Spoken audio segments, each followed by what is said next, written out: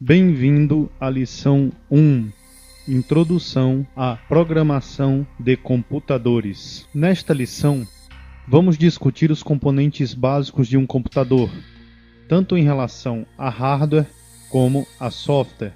Também veremos uma pequena introdução sobre linguagens de programação e sobre o ciclo de vida do desenvolvimento. Por fim, mostraremos os diferentes sistemas numéricos e as conversões entre eles. Ao final desta lição, o estudante será capaz de identificar os diferentes componentes de um computador, conhecer as linguagens de programação e suas categorias, entender o ciclo de vida de desenvolvimento de programas e aplicá-lo na solução de problemas, conhecer os diferentes sistemas numéricos e as conversões entre eles. O computador é uma máquina que realiza uma variedade de tarefas de acordo com instruções específicas. É uma máquina de processamento de dados, que recebe dados através de um dispositivo de entrada, e o processador os manipula de acordo com um programa. O computador tem dois componentes principais. O primeiro é o hardware, que é a parte tangível do computador, é aquela que se pode tocar. Ele é composto de partes eletrônicas e mecânicas. O segundo componente principal é o software, que é a parte intangível, aquela que não se pode tocar do computador. Ele é composto dos dados e dos programas de computador. A unidade central de processamento, CPU, ou o processador, é o cérebro do computador. Possui milhões de partes elétricas, muito pequenas. Ele faz operações fundamentais dentro do sistema. São esses alguns exemplos de processadores: Pentium, Athlon, Spark. A memória, onde se encontram os dados e as instruções que a CPU precisa para realizar suas tarefas, dividida em diversos locais de armazenamento, que possuem seus respectivos endereços lógicos. A CPU acessa a memória pelo uso destes endereços. A memória principal, às vezes chamada de RAM, memória de acesso randômico, está fortemente ligada ao processador. Ela é utilizada para armazenar programas e dados com os quais o processador está trabalhando no momento, e não é utilizada para armazenamento a longo prazo. Por esse motivo, seu armazenamento é considerado volátil. Isso significa que assim que o computador for desligado, toda a informação armazenada na memória principal será perdida. A memória secundária está ligada à memória principal. Ela é usada para armazenar programas e dados para uso de longo prazo. Exemplos de memória secundária são discos rígidos e CD-ROM. A memória secundária é considerada um tipo de armazenamento não volátil. Isso significa que as informações nela armazenadas não serão perdidas após o computador ser desligado. Vamos analisar as diferenças entre a memória principal e a memória secundária. Quanto à velocidade, a memória principal acessa velozmente os dados armazenados, enquanto que este processo é mais lento na memória secundária. Quanto ao preço, o custo de armazenamento em memória principal é mais caro que a mesma quantidade de dados armazenados em memória secundária. Quanto à capacidade, a memória principal armazena poucos dados, enquanto que a memória secundária pode armazenar grandes volumes. Quanto à volatilidade, como já discutimos, a memória principal é volátil e a memória secundária é não volátil. Os dispositivos de entrada e saída permitem que o computador interaja com o mundo exterior pela movimentação de dados de dentro para fora do sistema. Exemplos de dispositivos de entrada são teclados, mouses, microfones. Exemplos de dispositivo de saída são monitores, impressoras, alto-falantes. O software é um programa que o computador utiliza para funcionar. Ele é armazenado em algum dispositivo de hardware, tal como um disco rígido, mas é em si mesmo intangível. Os dados que o computador utiliza podem ser qualquer coisa que o programa precise. Os programas agem como instruções para o processador. Vejamos alguns tipos de programas de computador. Programas de sistemas. São programas necessários para que o hardware e o software funcionem juntos corretamente. Por exemplo, sistemas operacionais tais como Linux, Windows, Unix, Solaris e macOS. Aplicativos. São programas que as pessoas utilizam para realizar determinado trabalho. Por exemplo, processadores de texto, jogos, planilhas eletrônicas. Compiladores.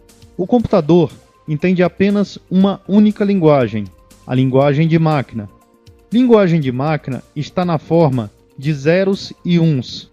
Já que é totalmente impraticável para as pessoas criarem programas utilizando apenas zeros e uns, é necessário haver uma maneira de traduzir ou converter a linguagem que entendemos em linguagem de máquina. Para isso, existem os compiladores. Uma linguagem de programação é uma técnica de comunicação padronizada para se expressar instruções para um computador. Assim como os idiomas utilizados pelos seres humanos, cada linguagem tem a sua própria sintaxe e gramática.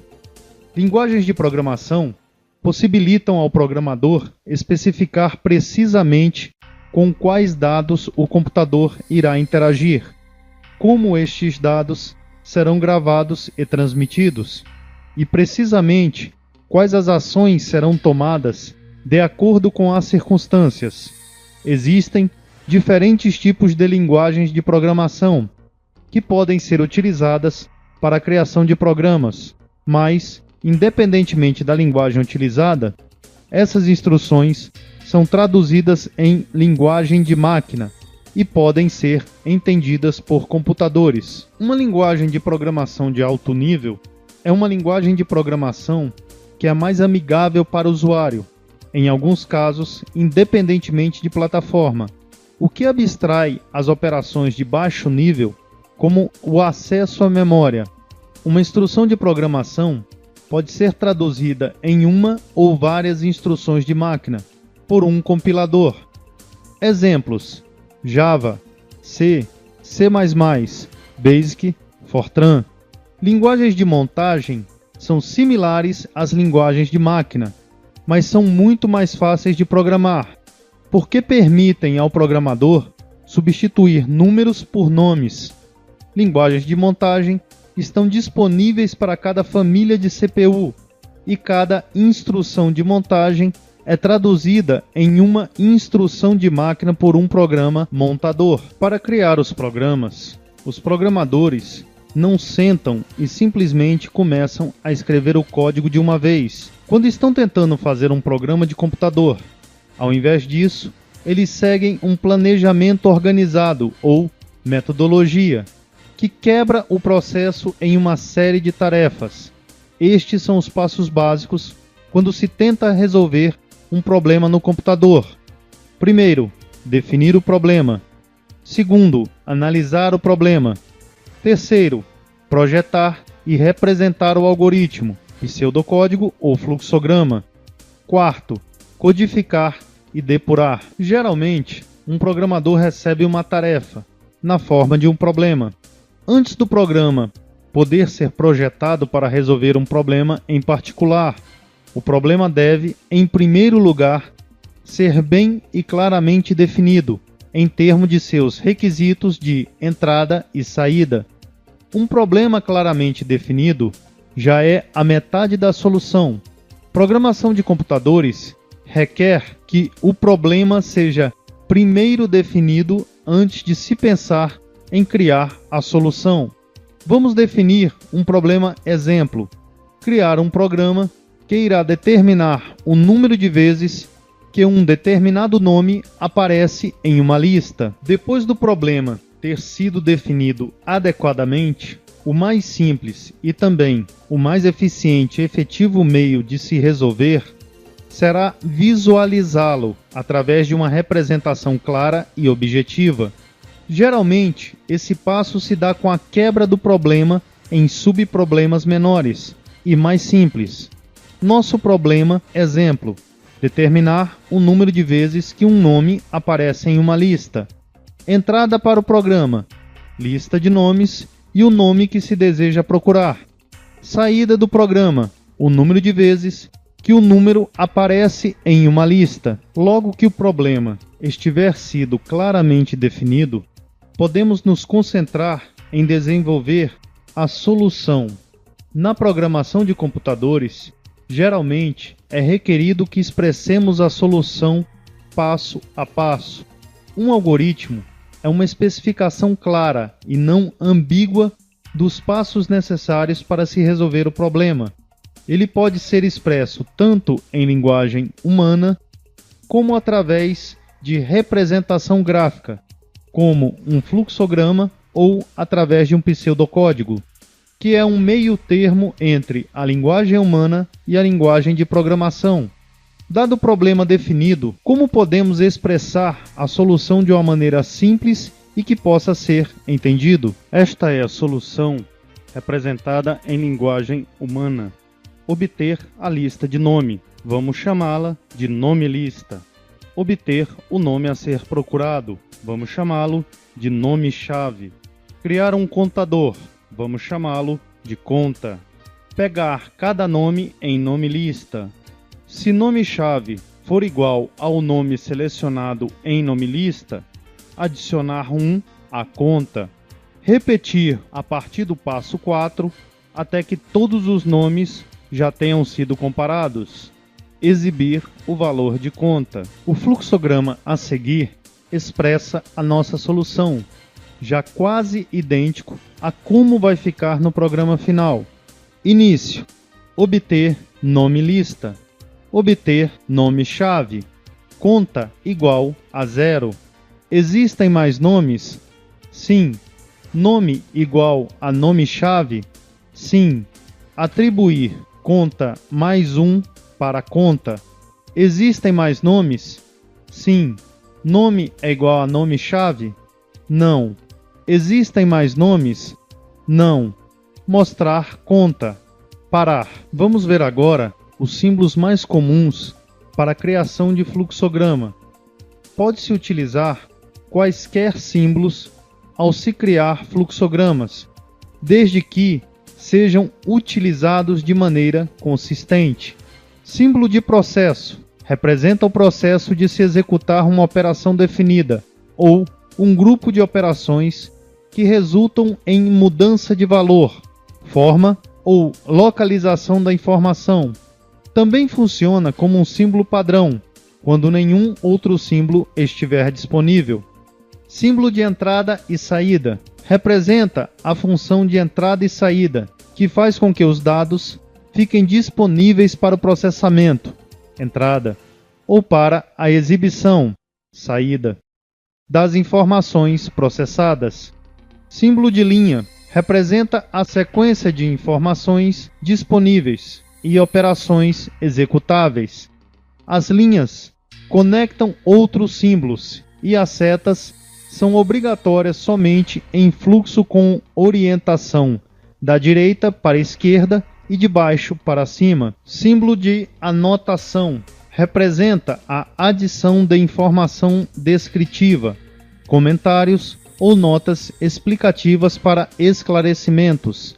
A linha vertical e a linha pontilhada podem ser colocadas à esquerda ou à direita. Símbolo de decisão representa a decisão que determina qual das alternativas deverá ser seguida. Símbolo terminal representa o começo, o final, um ponto de interrupção ou um atraso em um programa. Símbolo conector representa qualquer entrada ou saída a outra parte do fluxograma. Também serve como um conector para fora de página. Símbolo de processo pré-definido representa um processo nomeado, consistindo de uma ou mais operações ou passos de programa especificados em algum outro lugar. Vejamos como ficaria a solução implementada em pseudocódigo. Fazer nome-lista igual a lista de nomes. Fazer nome-chave igual a o nome a ser procurado. Fazer conta igual a 0.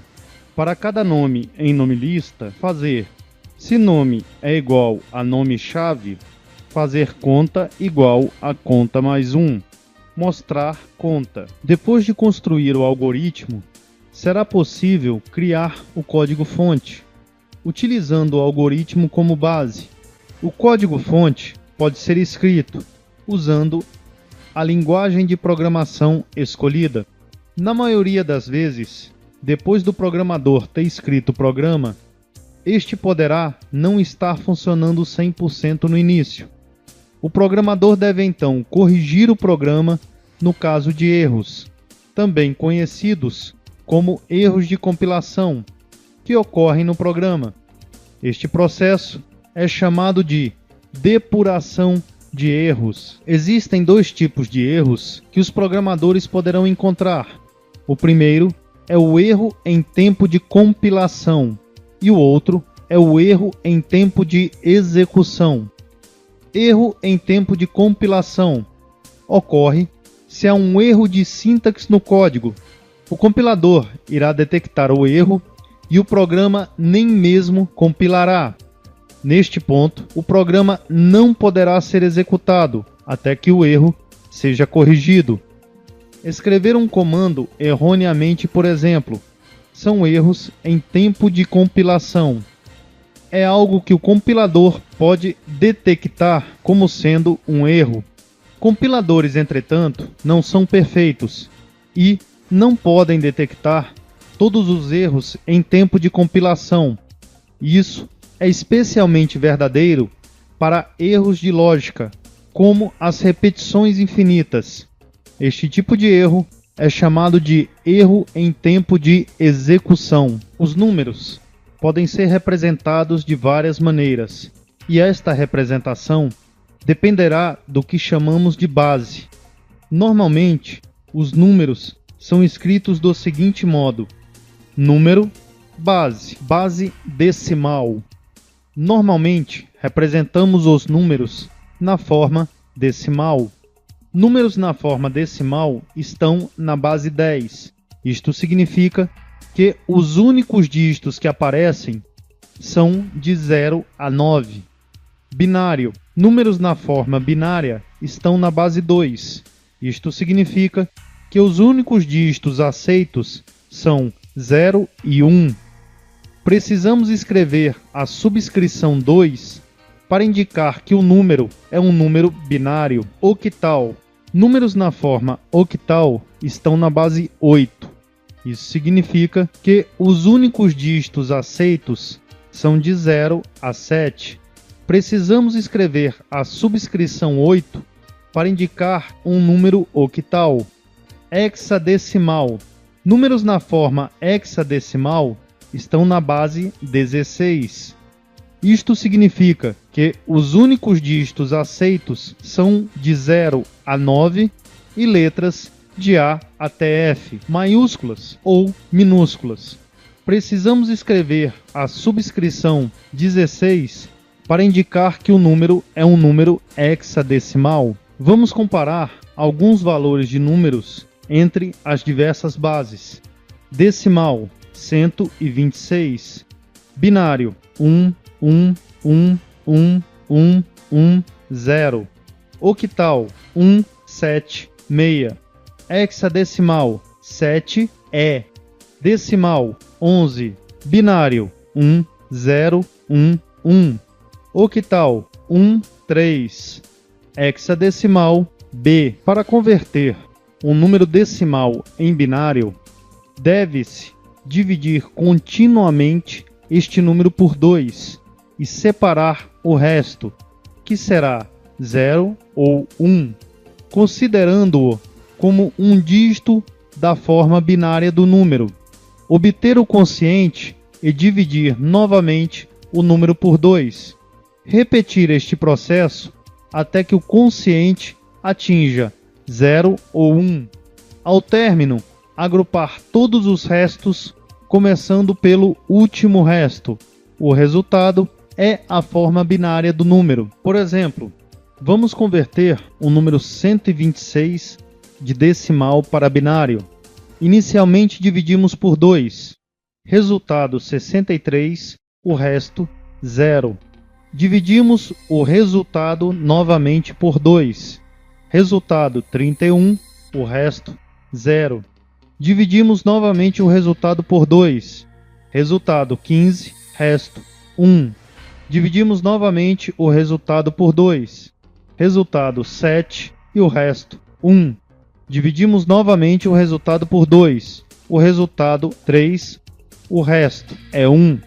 Dividimos novamente o resultado por 2. O resultado é 1 e o resto 1. 1 dividido por 2 não dá divisão exata. Então, ele faz parte do número final.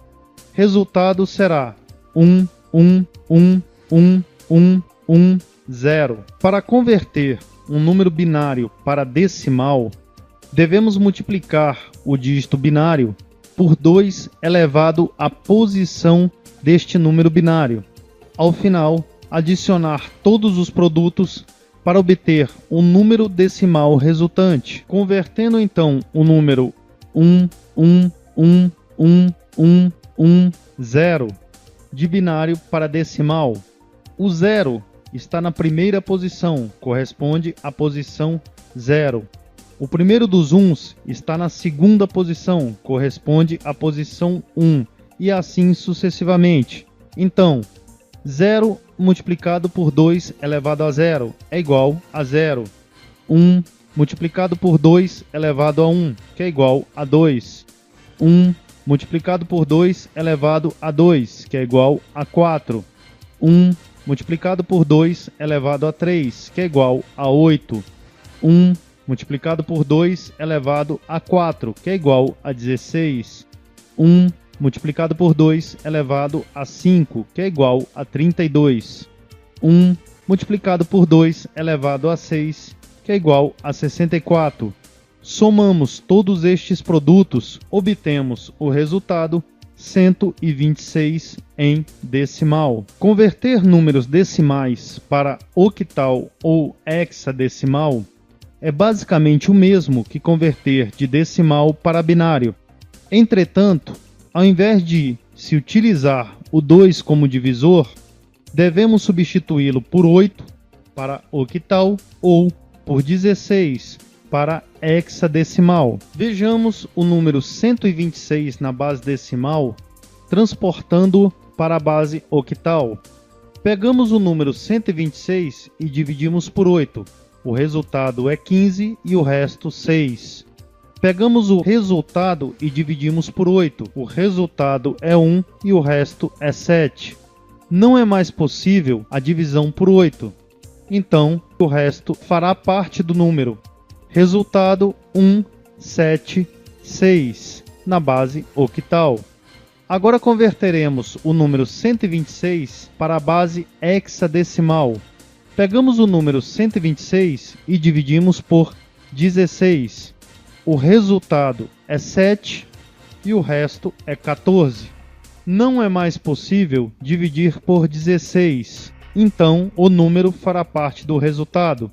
14 é igual ao dígito hexadecimal E. Resultado final, 7E, na base hexadecimal. Converter de octal ou hexadecimal para decimal é um processo semelhante à conversão de binário para decimal. Só que ao invés de utilizar o 2, trocamos por 8 para octal ou 16 para hexadecimal. Vamos converter o número 176 de octal para decimal. A posição 0 é ocupada pelo dígito 6. 6 multiplicado por 8 elevado a 0 igual a 6. A primeira posição é ocupada pelo dígito 7. 7 multiplicado por 8 elevado a 1 igual a 56. E a segunda posição está ocupada pelo dígito 1. 1 multiplicado por 8 elevado a 2 igual a 64. No somatório dos números, temos o número decimal 126. Agora vamos converter o número 7E de hexadecimal para decimal. A posição 0 está com o dígito E, que representa o número 14. 14 multiplicado por 16 elevado a 0 igual a 14. A primeira posição está com o número 7. 7 multiplicado por 16 elevado a 1 igual a 112. No somatório dos números, temos 126 em decimal. Para converter números binários para octal, partimos o número binário em grupo de 3 dígitos, da direita para a esquerda, e preencheremos com 0 se o número de dígitos não for igual a 3. Convertemos cada partição em seu correspondente dígito octal. Vejamos a seguinte tabela. O dígito octal 0 corresponde à representação binária 0, 0, 0. O dígito octal 1 corresponde à representação binária 0, 0, 1. O dígito octal 2 corresponde à representação binária 0, 1, 0. O dígito octal 3 corresponde à representação binária 0, 1, 1. O dígito octal 4 corresponde à representação binária 1, 0, 0. O dígito octal 5 corresponde à representação binária 1, 0, 1. O dígito octal 6 corresponde à representação binária 1, 1, 0.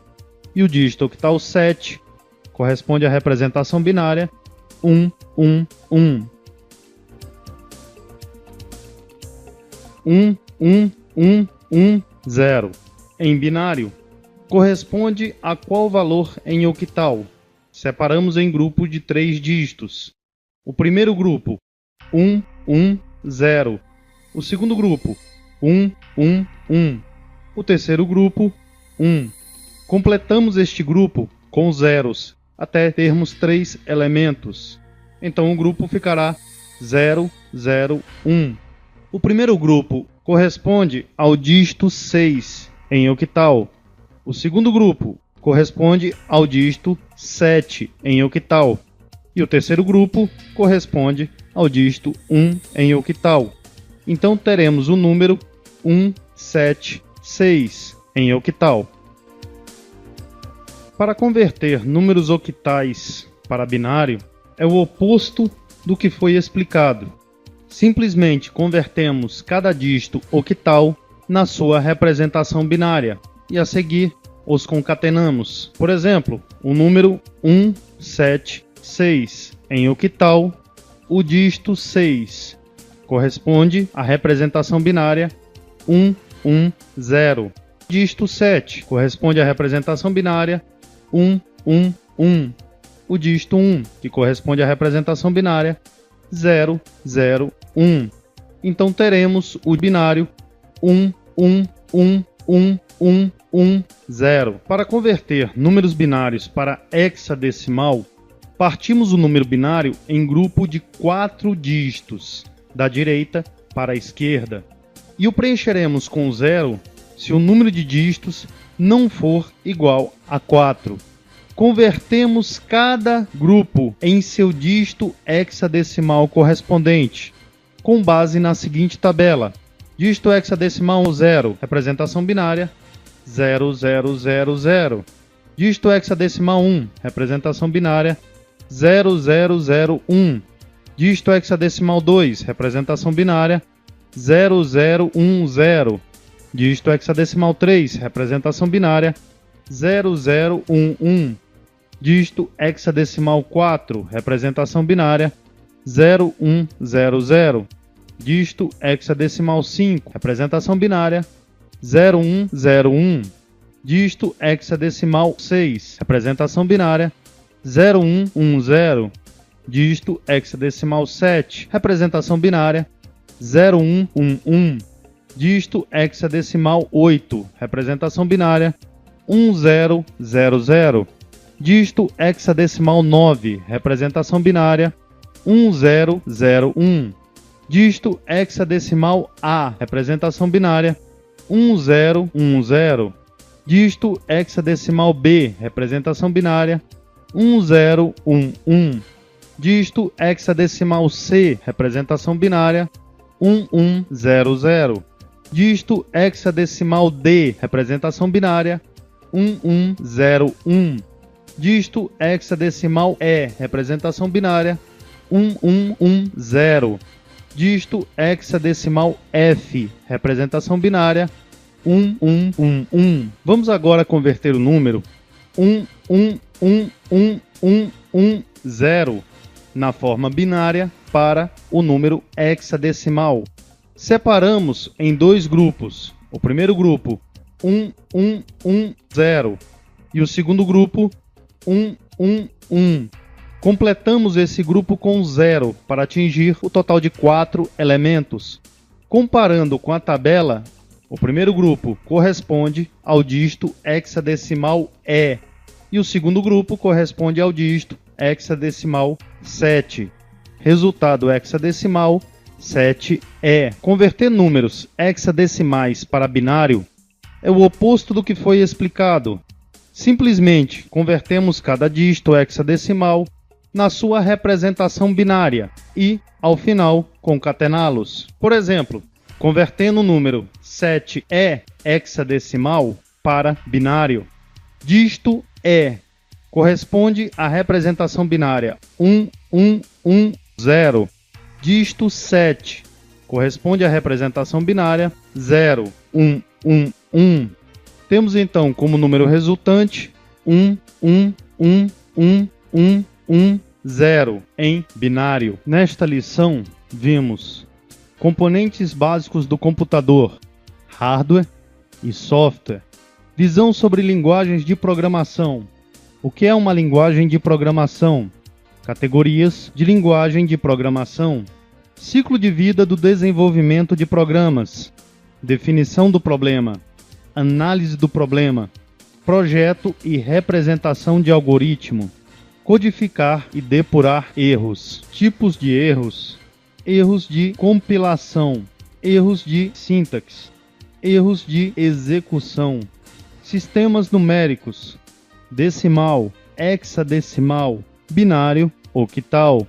Conversões. Os seguintes parceiros tornaram o Jedi possível em língua portuguesa: Instituto CTS, Sun Microsystems, Java Research and Development Center da Universidade das Filipinas, DFJUG, Banco do Brasil, Politec, Borland, Instituto Gaudium e CNBB.